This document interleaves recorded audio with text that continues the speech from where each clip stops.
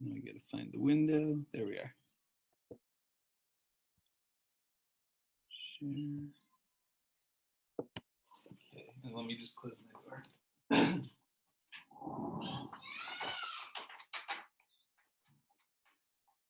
I can't promise that there won't be screaming children in the background, but that's the new normal. So, yeah, well, hi everyone. Can you all hear me? And can you see my slides? Yep. Great. Thank you for inviting me. I have to say, when I was asked to give this talk, my first thought is, am I really qualified to give this? But to quote a friend of mine on Facebook, and I don't know where he got this quote, if you can't be a role model, at least you can be a cautionary tale. And so I took this as an opportunity to reflect on lessons that I've learned by doing things the wrong way, as well as some of the things that I think I've been doing the right way. The other thing is, I hope that you guys find this useful. It's sort of interesting being nested within a lot of very, very substantive talks. I hope this doesn't come off too much as fluff, but I really did try to reflect hard on the process of writing proposals. So as I've heard from a number of conspiracy theorists, you got to follow the money when you're talking about those fat cat scientists. And so I hope to take you on that trail. I don't know if anybody remembers this guy in the upper right corner back in the 90s, maybe even the early 2000s. He was like always on TV with his question mark jacket, telling people about how they can get free money from the government. So I thought that, well, I don't have that costume for myself. The actual reality of writing proposals looks more like this. I also found a great picture of somebody hiding under their bed sheets with a look of stress in the middle of the night, but I decided not to get too dark. Apparently, when I was looking up this image, it was from an article in Merriam-Webster. Head desk is apparently a word now for what this guy is doing. So the table of contents, the first thing I'm going to talk about is writing the narrative of a proposal. And I think, or at least I hope, that this is the most relevant part to a lot of you. Well, the first two. What I would say is, depending on who's on the call, there's a spectrum of how much you guys really need to worry about writing proposals yet. But I think that a lot of the important skills that go into proposal writing are important life skills that you will need as you progress through your academic career, culminating with applying for jobs. And to give you guys an example, I was lucky enough in the middle of my 6 years as a postdoc. On year 3, I got invited. I was shortlisted for a faculty position, and it's one of my regrets, or not really regrets, but you look back on things that you did, and I look back on the interview, and there's a part of a lot of job interviews for faculty they call chalk talk, where they sort of ask you about what your program is going to look like. And if I just compare the things that I said then with the things that I said when I was applying to jobs 6 years later, or 3 years later rather, there was a big difference. And so developing the skill of being able to tell your story is just, it's important, full stop, regardless of the specifics of writing a proposal. I will get into some of the technical details towards the end. So then organizing a research plan, being political, I'll talk a little bit about, putting it all together. I'm just going to mention a few early opportunities that you guys, there are some opportunities that you guys have to write proposals at this stage in your career, and it's worth considering. And then I'll wrap up with some closing thoughts. So I'm starting this off with the aspect of proposal writing that I think I'm pretty good at. I will gradually get to the parts that I personally could use some work on, and again, I'll give you guys some cautionary tales on how not to do what I do. But the first part is the art of telling a good story. And there's a certain amount of, a tendency for us to want to be snobbish about, this is pure science, there's no storytelling, there's no narrative, but there really is. We have a story that we tell, and we as individuals have a narrative, and writing a proposal is very much about thinking about the contours of what your research program is and who you are. So as I've already said, the key skills for writing a successful proposal are, I think, important life skills in our field, in academia in general, but high energy physics in particular is such a large endeavor that communications are really, really important. And I'll tell you from work that I did on the LAPPD project, where I got to experience other branches of science, when it comes to certain aspects of communications, like, you guys are so much better prepared than like some of the more loner sciences. There's not as much of an opportunity to get beat up writing a paper where you have like committees of 20 people reviewing it before it even goes out the door. So it's a really important skill. Can you make a persuasive case for your piece of the science? Have you proven yourself to be the person, or if you're speaking for a larger group, the research group to execute that piece of science? And apparently I missed whatever the third bullet point was. um, I don't know. Have you played well with others, maybe? The picture below is from a talk that Kurt Vonnegut gave on the contours of various stories, and it's I believe you can find it on YouTube. I didn't have a chance to put the link, but it's worth checking out. And you need that. By a narrative, I mean you need a way to connect yourself to your research to the bigger picture, and the bigger picture to whoever you're making your proposal to. And again, when I say proposal, yes, I do mean, stuff to the DOE and NSF and other funding agencies, but I also mean a proposal as in like you're submitting a job application or what have you. You need to be able to figure out how all those pieces fit together. So this is less for proposals and more for jobs, but even when you're writing a proposal, you are one of the things that are being judged. It's not just the content of the science. It's like, who's this person who's proposing it? Do they have credibility to execute what they're doing? Are they driven to see it through to the end, and all of that stuff? And so you do want to tell your personal story. I've served on the graduate admissions committee at Iowa State, and I have to say it's really funny. Like, it makes you laugh sometimes reading the variety of different research statements that incoming graduate students write. And so I'll start with the don't. Like, when I talk about telling your personal story, don't be overly poetic. I've seen stuff with like prose like the fire within me was ignited and stuff like that. You don't need any of that. You don't want it. It'll make people kind of cringe. The other thing is, when you're telling your job applications, you don't need to look too far back in time. Really, you only want to look back mostly one stage previous to where you were at and a little bit before that. So if you're applying for faculty jobs, what matters is your postdoc and a little bit of your grad school. Your undergraduate barely matters. Similarly, when you're applying for a postdoc position, what you've done as a grad student matters, and as an undergrad matters. High school, a little bit less. So, you don't need any stories about, how you saw a rainbow refracting through a droplet of water and that inspired you into your career in science. I have seen that before in research statements. So you want to be subtle about it, but you do want to bear in mind that you are trying through those subtly to communicate who you are, why you're doing what you do, and why you're the right person to do the job.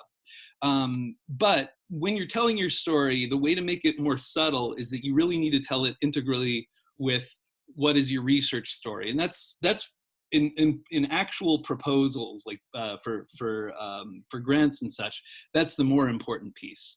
But you do need to kind of mix the two together. And telling a good research story is about showing how well you can motivate your research. Why is it important and exciting?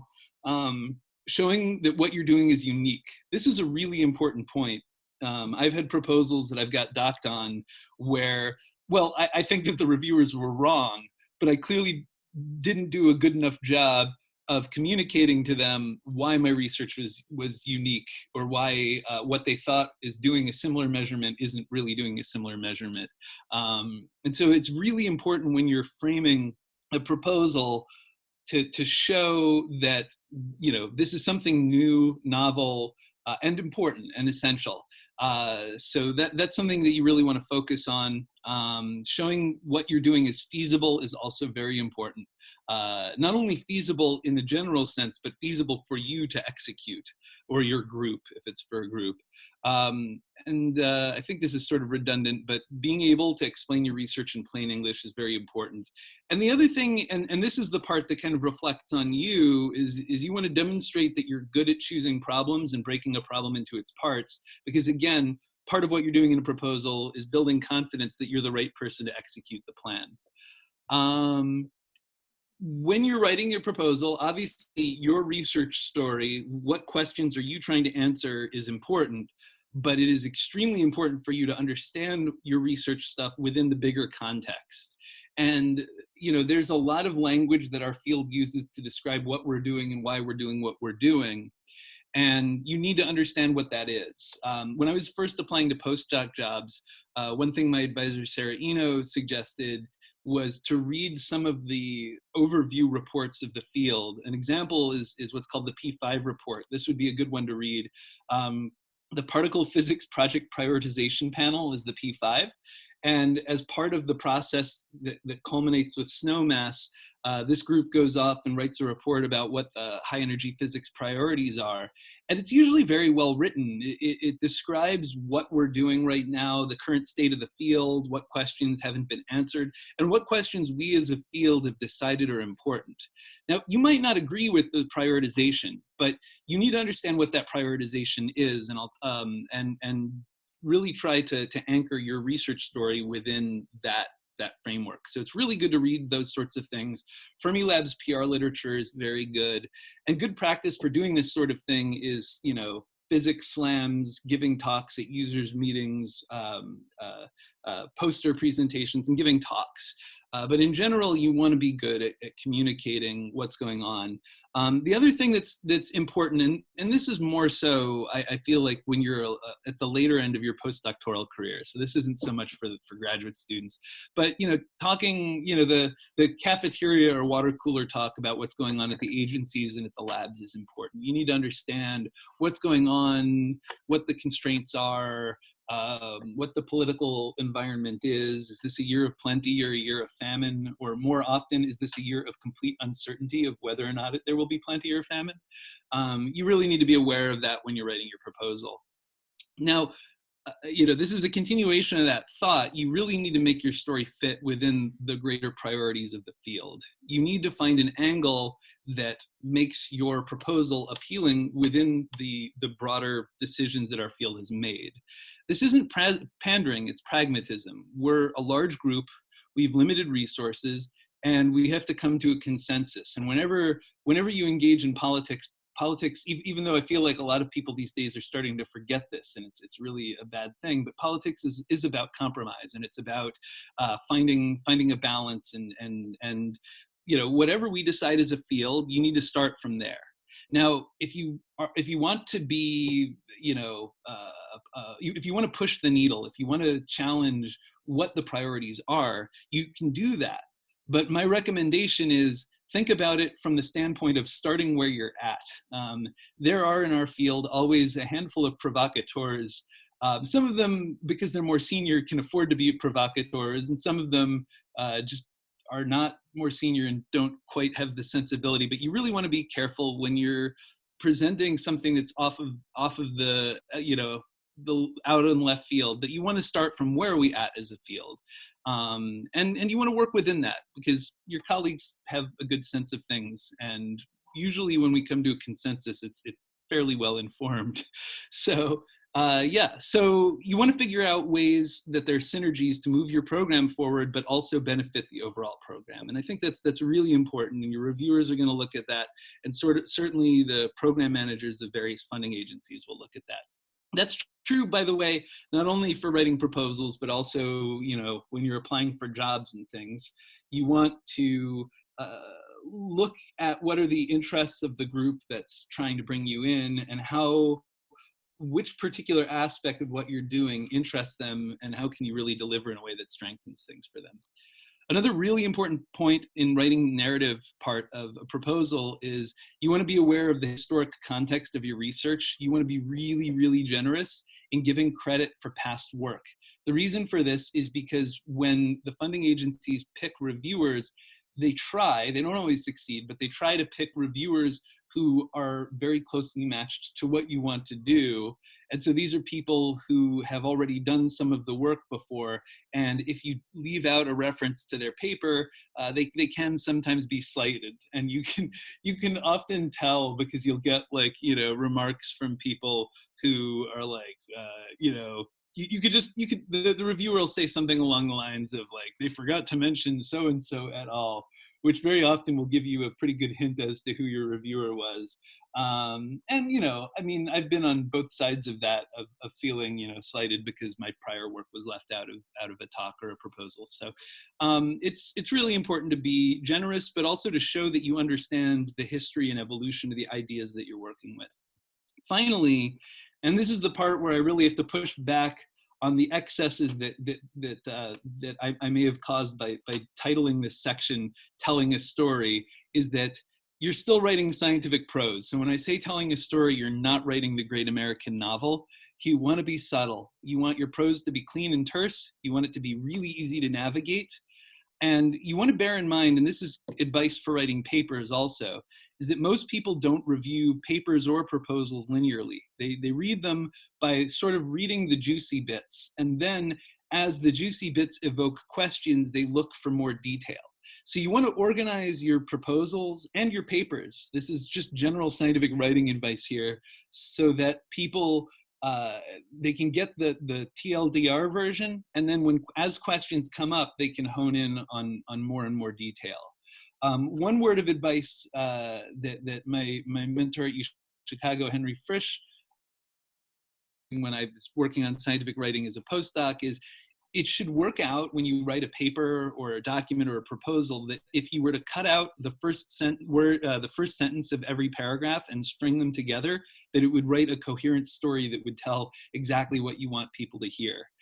So I'm a really big, with scientific writing especially, I mean, if you're, again, writing the great American novel, sometimes you want to come at things from a more roundabout way. But with scientific writing, really, you want the first sentence of every paragraph to say the main point, and then you develop it further. A very good Bible for all science writing is Strunk and White. And my son just finished reading Charlotte's Web, and it's just kind of a funny side. I did not realize that E.B. White and Strunk and White is the author of Charlotte's Web. So in addition to writing literally like the book on terse prose, E.B. White is also a well-known novelist in his own right. So that's basically all I'm going to say about the narrative for now. I'll circle back around on it a little bit towards the end. But now I'm going to jump into the subject of organizing a research plan. Now, if the telling the story part of the research is something I find myself strong at, this is the one that I'm definitely advising from a standpoint of don't always do the things that I do, or at least, I'm aware of my limitations. So this is a really, really critical part of the proposal. You want, after you present why is your research important, what is your research conceptually, how is it unique, and all of that, now you want to give your reviewers a sense of how to get from point A to point B. So after the introduction, you're going to basically recapitulate the what of your research. But now you're going to do it in a way that's very sequential. You want your budget and your timeline of your proposal to be neatly integrated with the research plan. Even if you also state them at the end, there's usually a section at the end where you put in the timeline in a bullet pointed format, but you want to have the timeline also perfectly intermixed with what you're saying. And you also want the budget justification, which is a document you write where you're like, these are the things I need. You need to put that into the research plan so that as the person's reading the research plan, they see the defense of why you're asking for the resources you need, and they see how things are going to evolve in time. You want to, when you're writing the research plan, in addition to talking about what you need and what you're going to do in the future, you want to sell what you already have in hand and what you've already done. Reviewers like to see that you're effectively leveraging existing resources and personnel. These days, it's a sad fact, but everybody needs to kind of have their hands in a few things, and most people, most PIs I know, fund their research with sort of a few different pots. There was a magical time, as I understand it, in bygone years, maybe 10, 20, 30 years ago, where you just like basically submitted your group grant and that was it. But very often you need to leverage multiple projects and things. So being able to play well with different ideas that are going on in your program is really important, and it's something that you need to think about. The other thing about writing a proposal, and I'll get to this in a few slides, is that I lost my train of thought. The you want to do the work that motivates your proposal. Like a lot of by the time you write your proposal, you need to have a lot of things already in place and a lot of facts on the ground. And one of the secrets to the proposal and grant writing process is it's actually sort of a little bit out of phase. In some sense, you've already done some of the work that you say you're going to be doing in order to justify why you're doing it. And then the proposal is always a little bit ahead of that. And so then with the work that you do on a particular grant, you finish the work that you say you're going to finish, and you also kind of leverage it to give you a little bit of follow through and momentum into the next proposal, et cetera. And so when you're doing your research work, and this is something that I'm reflecting on right now in my own current program, you need to kind of be thinking about the next step and the follow through, because what you do now, even after you've been funded, is going to determine that next proposal that you write. You need to come up with a realistic timeline. I'm terrible at this, but I try. I definitely try the heck out of it. You start this before you write the prose of your research plan. This is a good place to start because it'll really give you the structure of your research plan. The best way to make a timeline is to work backwards. Start from the end and say, okay, well, what happened just before the end? What did I need to have in place? And then work your way back to the beginning. This is a common planning strategy. It's not easy to do, but you should do it. However much time you think you need should be doubled. And if it can't be within the timeline of the proposal, then you need to think about the scope of your proposal and possibly scoping it down. In timeline realism, you need to think about, this is a good place where getting feedback from colleagues is always useful. I'm reminded Henry Frisch quotes this thing he calls Del Orso's rule, that when somebody says, I'll have something done in X amount of time, you should double it and then go to the next unit up. So if somebody says this will be done in 2 days, they mean 4 weeks. If they say 3 months, they mean 6 years. So you need to do that to yourself. And again, I'm not great at it, but I try, and that's where having external feedback is very important. Whenever you're writing a proposal, you're going to be talking about milestones and deliverables. And anybody who's working in big HEP projects these days has heard these words a million times. But for those who are sort of new to them, milestones are sort of indicators of progress. They're the signposts on the road. I don't know how many of you guys are familiar with the whole wall drug thing. There's like a whole, I would call it a meme, but it precedes the internet, of putting signs everywhere around the world about how far you are from this place called Wall Drug, which, as it turns out, is in South Dakota. And it kind of makes sense that a drugstore is one of the more interesting sites there. No, I'm just kidding. There's a lot of beautiful things, and also it's apparently now very relevant to our field. But anyway, signposts on the road.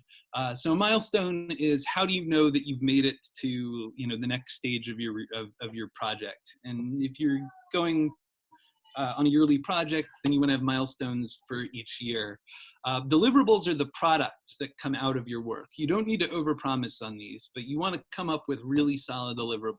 I'm going to write 3 papers out of this, and you want to be specific about what those 3 papers are going to be. It could be like a set of code. We will develop a software package. It could be a data set. Internal notes can be deliverables. They're not the best deliverables for external proposals, but if they're among other deliverables, I think it's useful. And you want to be careful in choosing these. and you want to follow the timeline of the proposal. What are you doing in year 1, 2, 3? But it depends how long the proposal is. Is it a 4-year proposal, a 1-year proposal, et cetera? And that's, again, where feedback from your colleagues is important. Constructing a budget, basically, whenever you're submitting a proposal, you need to talk to people who are familiar with whatever the pot of money you're aiming for is, to get a sense of what is a reasonable ask. For early career awards, there's a certain target amount of money where more than that is going to probably hurt you, and less than that can also hurt you. So you want to find out what a reasonable ask is, and then you want to get in the neighborhood of that. Budgets tend to be quantized. This is more when you're writing senior proposals. So I'm getting a little bit in the weeds, but when you're writing a budget, it's usually quantized in units of personnel. The exercise of writing budgets is in some ways is not so hard, because it really boils down to, you talk to your university office and say, how much does 100% of one postdoc for a year cost? And how much do you guys prorate it each year for inflation? And then they throw that in the budget. And personnel dominates your budget. People cost a lot of money. So you start with that. You also might have big pieces of equipment. And then once you have those in, you kind of take the difference between what you're aiming for and those, and that tells you how much room you have to put in smaller things. And you do need to put in smaller things. Travel, publications actually can cost money to publish, materials and supplies, et cetera, et cetera. So just a couple slides on being political, because as I've mentioned, when you're writing proposals, it fits in a bigger political context. Politics is not a dirty word. It's sometimes taken to be these days, but it's really the art of just working with large groups of people and working together. It's your sandbox skills. High energy physics is capital B big science, and so we really need to have those skills, and we really need to work together and support each other. Budgets are constrained. Trade-offs are an important part of life. The field is highly competitive, and there are so figuring out the program requires you to be very collaborative, to find ways that you can strengthen what you're doing with what other people are doing and how you fit in. I already talked about this a lot in the narrative prose, but I really want to emphasize that this is something as you become more senior, and this is more towards the latter half of a postdoctoral career. This isn't something as much that you need to worry about as grad students, but you're gonna learn it. I mean, I as a grad student definitely had a few moments where there were intense exchanges with senior colleagues and things, and talk to your advisors, get advice, and that advice will stick with you. There are a number of things that really stuck with me from my graduate career. But this is all a part of the bigger context in which you're writing a proposal, because at the end of the day, the real work of the proposal starts before you even write the proposal. A good proposal already has a ton of facts on the ground. I already have this experiment that I'm on, or I've already started doing this work. This funding will get us to the next level. So you need to establish and be thinking of those facts on the ground. And this also ties into thinking about what's your research story and what's your personal story. That's not just for the purpose of the proposal. It's also the who am I and what am I doing and what's my vision for the next 5 years. If you have a good sense of that, it'll really, really help, because you can be doing steps that will make your proposal stronger long before your proposal actually comes out. Do you have collaborators? Do you have institutional buy-in? From my experience with Annie, I think one of the strengths of how we got that experiment off the ground was we really, really made an effort to go out and talk to a lot of people at the lab.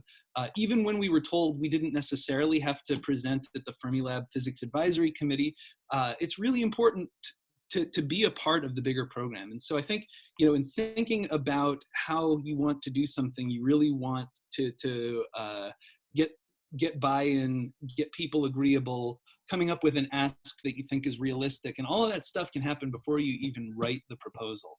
And that's very important. And you can use that strategy to do things that are not necessarily you know, part of the main program, as long as you're really thinking about how can I do this in a way that makes everybody, what everybody wants to do, stronger. So if the fundamentals are strong, the proposal will be strong. There are some times where writing a proposal is like, oh man, I have this great new idea. I'm going to write up a short proposal and submit it. And there are lots of opportunities and funding calls like that. But a lot of what you're going to be doing proposal wise, especially when you become a faculty, is, you know, thinking about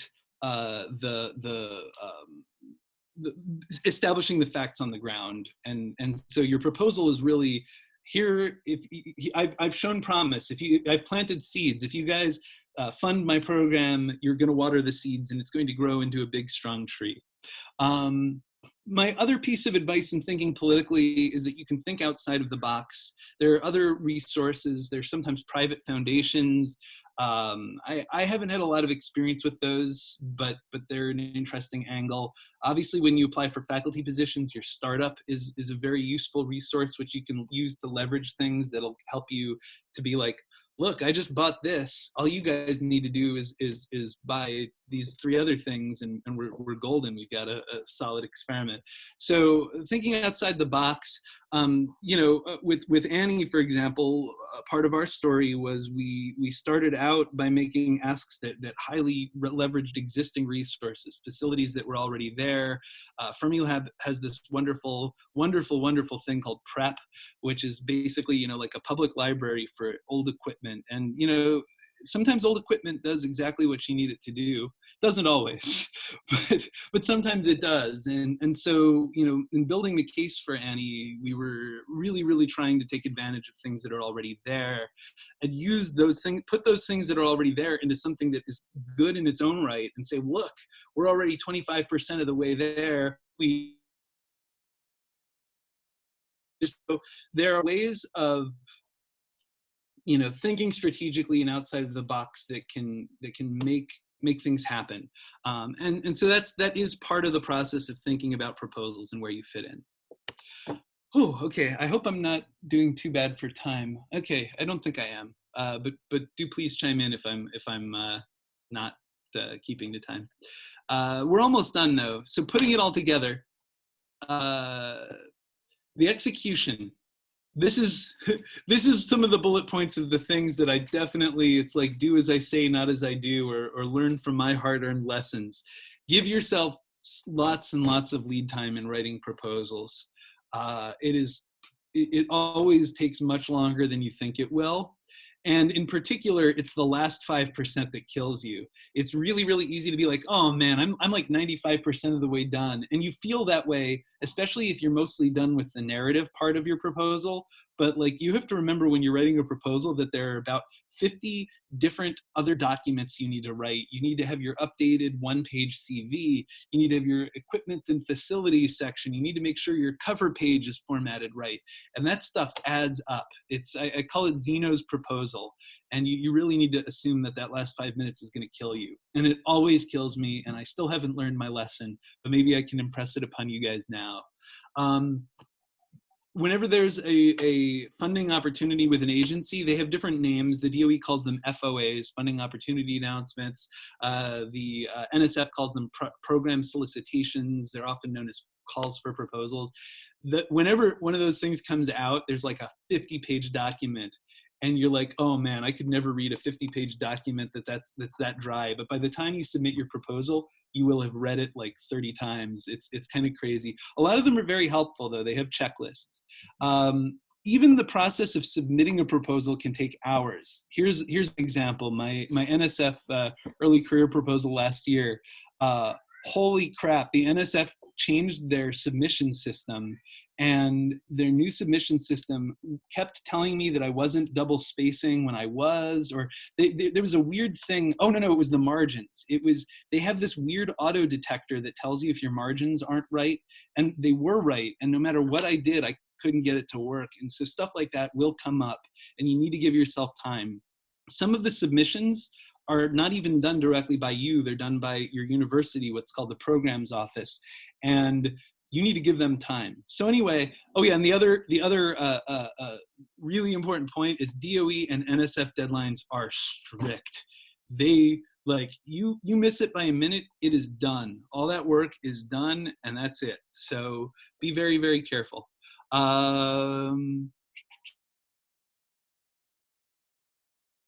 Become a faculty office. Every university has a sponsored projects office. They are your friends, your allies. They're the ones who will guide you through this wild trip. But they also need a lot of things from you. Like 2 weeks before you submit your proposal, you need to have your budget ready and a summary, because they need to get it signed by every administrator at the university or lab or whatever. So, you need to give them a lot of lead time, but they're there to help you. So be nice to them, be very gracious and thankful, and know who they are. But for a lot of you guys, that's really far in the future, so don't worry too much. A really key point is seek help. And part of my advising you guys is to give yourself enough lead time, is give yourself lead time so that you can give your proposal to people to read and give you comments before you submit it. And I'm not great about this, but it's something you should really try to do, because you want people to catch the things that the reviewers are going to catch. And when you're writing your own document, it's sometimes hard to see things from a third party perspective, even if you're a good writer. Also, universities often have training opportunities, and there's a lot of good materials online. Like if you're writing an early career proposal, there's a lot of stuff. Know your audience. Different funding agencies have different priorities. Like if you're writing an NSF proposal, they care about like, what are the broader applications of your work to humanity? How are you educating future scientists? The DOE is much more project focused. And so you want to be clear to that, and you want to really understand what the proposal solicitation is and know who you're writing to. Since I've been a reviewer for proposals myself, I can definitely quote the Groucho Marx thing, which is, anyone who'd have me as a reviewer, I'm a little bit worried about. But I can tell you, reviewers are swamped. They're sometimes studying or reviewing topics that are related to what they know, but are highly more technical. My example is I review sometimes, well, actually, I'm not sure if I'm allowed to say what I review for, so never mind that. But I've had some times where I've reviewed stuff that is very like material sciencey, and I've had to do a lot of like research just to get a better sense of the field, talking to colleagues and stuff. So the point is, like, don't overestimate that your reviewer totally knows what you're talking about. Stay away from jargon, and you want to write kind of at the level of what I would call colloquium level. And to quote my advisor Sarah Eno, actually I heard this indirectly from somebody else. She didn't tell me this directly, but I really like this advice, and I don't know if it's apocryphal or not. But if you're giving a seminar, imagine that you're giving a colloquium. And if you're giving a colloquium, imagine you're presenting to children. And that sounds condescending, but the meaning of it is that whenever you're writing scientific prose or giving a talk, every detail and facet about what you're doing, and your audience doesn't necessarily, even if they're smart people. And it's like when you give a talk, there's no amount of trying to speak slowly that will actually get you to slowly. Like if you think you're speaking too slowly, you're probably just at the right pace. But similarly, if you think that you're dumbing it down too much, you're actually probably describing it at just the right level. And again, this is not condescending towards the reviewers. It's just that you want to respect the fact that the reviewers might not know the technical details as much as you. And the other thing that's really important about writing a good proposal is that when a reviewer gets a proposal, they get like a 60-page document, and there's tons and tons of the supplemental stuff, and they're often reviewing multiple proposals. So anything you can do to make navigating the proposal and getting information out of it easier is very much appreciated by the reviewers, and that will help and reflect on how you're reviewed.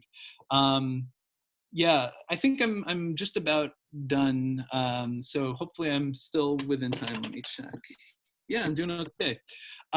This is just what a typical proposal looks like. You want a punchy intro. You develop the idea, its importance and context. That's the storytelling. Then you jump into your research plan. At some point, you're going to have a few, like you're going to recapitulate your timeline in an outline form. You might have a budget justification, etc., and then a punchy conclusion. Every call for proposals is a little different, so this is just a rough approximation of a proposal. But this is really the main part of the proposal text, the stuff that you care about. But as I've mentioned already, there's like 50 other sections that you have to write, and you have to make sure that they conform to the standards that are outlined. There's the bibliography, the CV, the facilities and equipment, the data management plan. One of my favorite proposal reviews that I got back on a proposal was when the reviewer was asked, does this data management plan satisfy all of the criteria set forth, blah, blah, blah. Their response was, yes, it is a data management plan.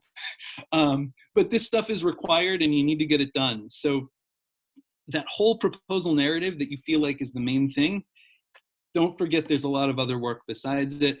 And there's also all the corresponding paperwork you have to do with your program office. So don't underestimate that. Last two slides. The first thing is that in general, you guys don't have to worry about this, especially grad students, and you shouldn't have to worry about this at that level too much.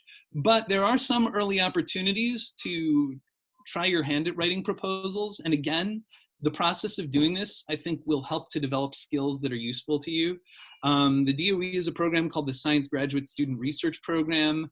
I don't, that one I'm well familiar with. The NSF Graduate Research Fellowships I'm less familiar with, but then there's also URA fellowships, which are a really good opportunity for you to write a proposal. Now, the scope of this proposal is a lot smaller than some of the grandiose stuff I was talking about, because the personnel for most of those proposals is just you. But the opportunity to talk about a research plan and to tell the story of your work and your research is all a part of that, and that's something that you need to that you'll get good at.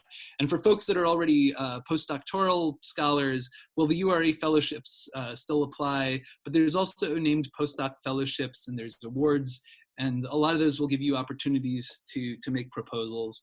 And yeah, I think that it's a really, really good skill. And for postdocs, you don't need to know this stuff immediately when you start as a postdoc, but by the last couple years that you're applying for faculty positions, you do need to know this stuff, because like I said at the beginning, when you're confronted at Chalk Talk and people are like, how are you going to fund this? What are you going to submit? You know, where are you going to submit proposals to get this funded? Who's going to want to fund it and why? Like, by the time you're a senior postdoc, you do need to know that stuff. And as I mentioned, the one interview I did 3 years into my postdoc it was night and day from the one that I gave 6 years into my postdoc, where already at that point, all of the Chalk Talk stuff was self-evident. And so that's a skill you'll be developing.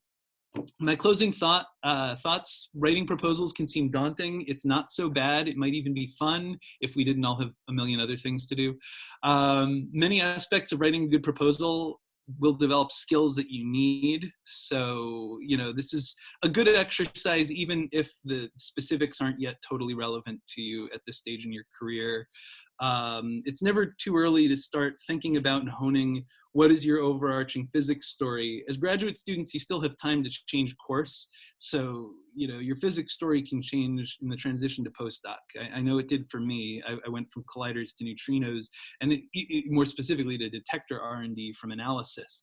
So, you know, you can change your story, but it's good to think about how to tell it, even at the graduate level. And then when you're a postdoc, you really need to be good at pitching who you are and what you're working on. And with that, I'm done, and I hope it was useful. And I guess I could answer questions. Is there supposed to be a Q&A part of this? Yeah, if people have questions, now's the time. I don't know if I can, where's the hand raising? Let me, I can't see hands, so that if the chair could pick on people. Why am I not seeing hands? Oh, are there any hands? I'm not seeing any hands at the moment. Oh. That was really fascinating. Thank you very much, Matt. Thanks. All right. Well, feel free to ping me. Oh, wait, I see something in the comments. There we are. Oh, great talk. I learned a lot. Oh, that's from, thanks, Emra. Cool.